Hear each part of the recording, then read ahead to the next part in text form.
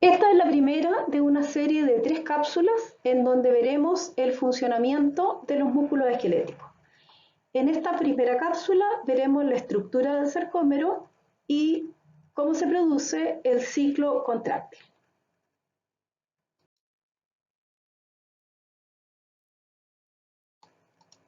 No voy a detenerme aquí en la estructura macroscópica de los músculos esqueléticos porque eso es un tema de otra asignatura, sino que en esta cápsula nos vamos a preocupar del intracelular, desde la membrana de la célula hacia adentro.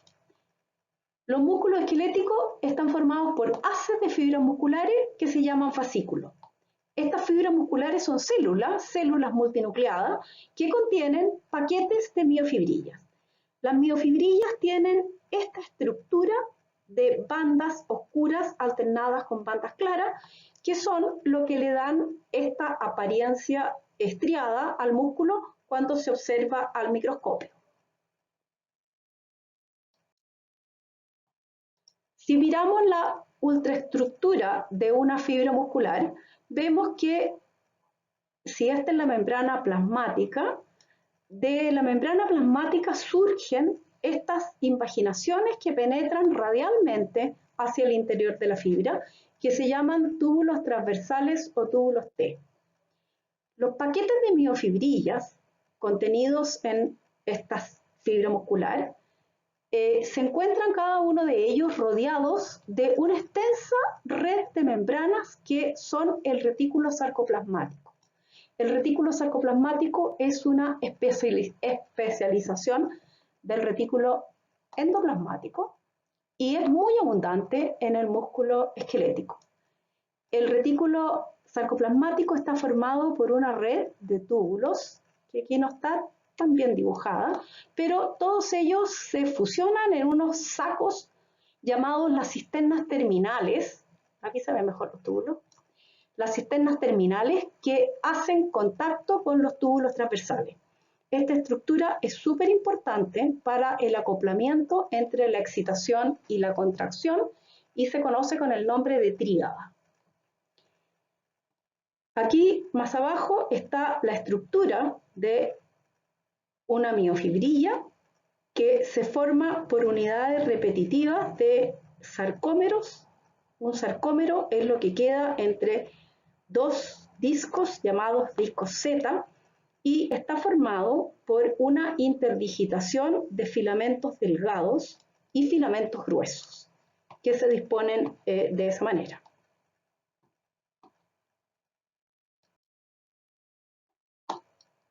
Los filamentos gruesos son filamentos de miosina. La miosina es una molécula que tiene esta forma bien asimétrica, una cabeza globular y una cadena rígida.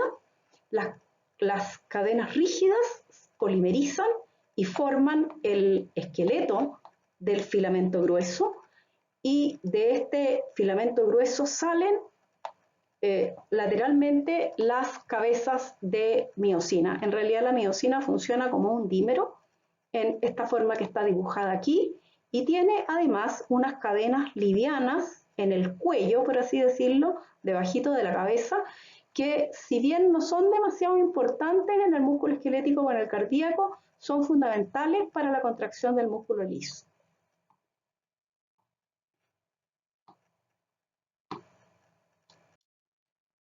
Los filamentos delgados, en cambio, están formados por actina.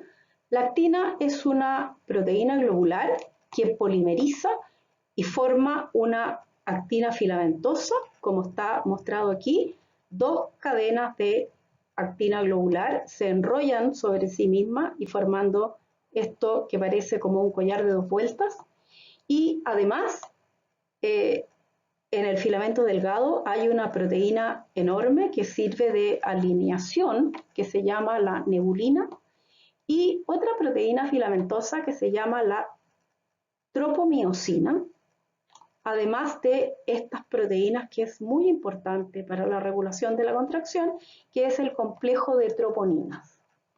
Aquí en este esquema se ve cómo está organizado el filamento delgado que se ancla al disco Z y sobre él se dispone la tropomiosina y cada cierto tiempo, aproximadamente cada 7 residuos monómeros de actina, se dispone una nueva molécula de tropomiosina, cada una de ellas con un complejo de troponinas.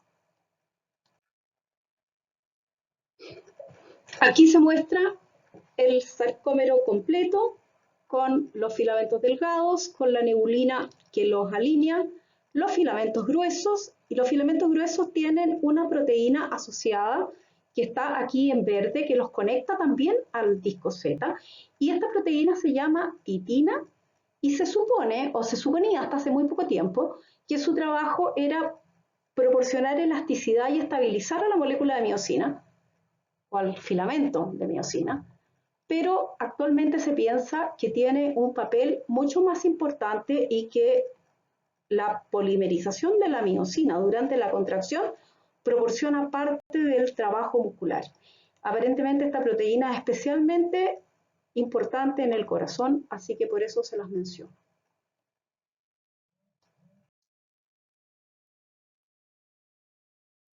Ya los microscopistas de hace más de 100 años se dieron cuenta que cuando los músculos se contraían, la banda A no cambiaba de grosor, pero la banda I disminuía, como está mostrado aquí. La banda I se enangostaba. Entonces, en base a eso, se originó la teoría, que es bastante parecida a la que existe hoy día, que es que los músculos se contraen porque los filamentos se deslizan unos entre los otros. ¿Y cómo se produce este deslizamiento? Esto se produce porque la miosina camina sobre la actina, porque es capaz de formar puentes cruzados de miosina y actina. Este estado inicial representa a un puente cruzado en un músculo relajado. Fíjense, aquí está el filamento grueso, una cabeza de miosina saliendo del tallo del filamento grueso, y esa cabeza de miosina que está en tiene ADP y PI unidos a su cabeza. Se me olvidó decirles que la miosina es una ATPasa, tiene actividad ATPásica, une ATP y lo hidroliza, y cuando tiene el ATP hidrolizado, la miosina está en una conformación que puede formar un puente cruzado con la actina. Y entonces, si está permitida la interacción con la actina, se va a formar un puente entre actina y miosina. Ese puente va a liberar el fosfato inorgánico y junto con la liberación del fosfato se va a producir un cambio conformacional en la cabeza de actina, fíjense, desde esta posición a esta posición, que va a tirar el filamento de actina hacia el centro del sarcómero.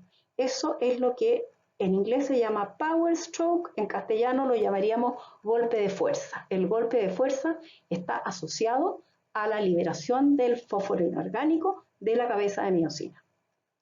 Posteriormente, esa cabeza de miosina va a liberar el ADP y va a quedar firmemente unido a la actina hasta que nuevamente una molécula de ATP se una a la cabeza de miosina, lo cual la hace perder afinidad por la actina y el puente entonces se separa. En esta conformación, con la molécula de miosina con ATP en la cabeza, la miosina no puede interactuar con la actina. Debe hidrolizarlo para que la cabeza de miosina adquiera una conformación que le permite interactuar con la actina. Bueno, y el ciclo de formación de puentes cruzados se repite mientras exista la posibilidad de unirse a la actina. Cuando existe esta posibilidad de unirse a la actina, lo muestra esta diapositiva. En un músculo relajado, el sitio de unión entre la miosina y la actina está bloqueado por la tropomiosina. Y la tropomiosina es mantenida en esa posición por el complejo de troponinas. Cuando aumenta la concentración de calcio intracelular Recuerden que en las células la concentración de calcio intracelular es muy baja, aproximadamente 100 nanomolar o menos. Basta que la concentración de calcio aumente unas 10 veces a 1 micromolar, por ejemplo, para que una de las proteínas del complejo troponinas, la troponina C, una calcio y eso produce un cambio conformacional en el complejo que arrastra a la tropomiosina y la saca del sitio de bloqueo que impedía la unión de la miosina con la actina. Entonces, cuando aumenta el calcio citosólico, el calcio se une a la troponina C, la tropomiosina se desplaza, lo que expone el sitio de unión en la actina para la miosina y la miosina se une firmemente a la actina y ocurre el ciclo que hemos visto en la figura anterior. Por lo tanto, un músculo en actividad tiene una concentración de calcio citosólica más o menos 10 veces la del reposo y mientras esté despejado el sitio de unión de miosina con actina, el músculo va a estar formando puentes cruzados, como les mostraba en la diapositiva anterior.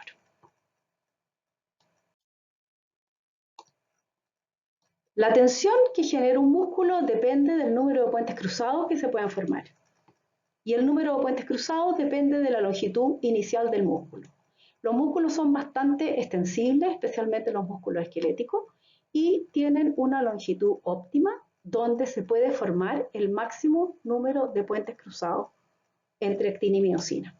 Y eso es alrededor de 2,2 micrones de longitud de sarcómero.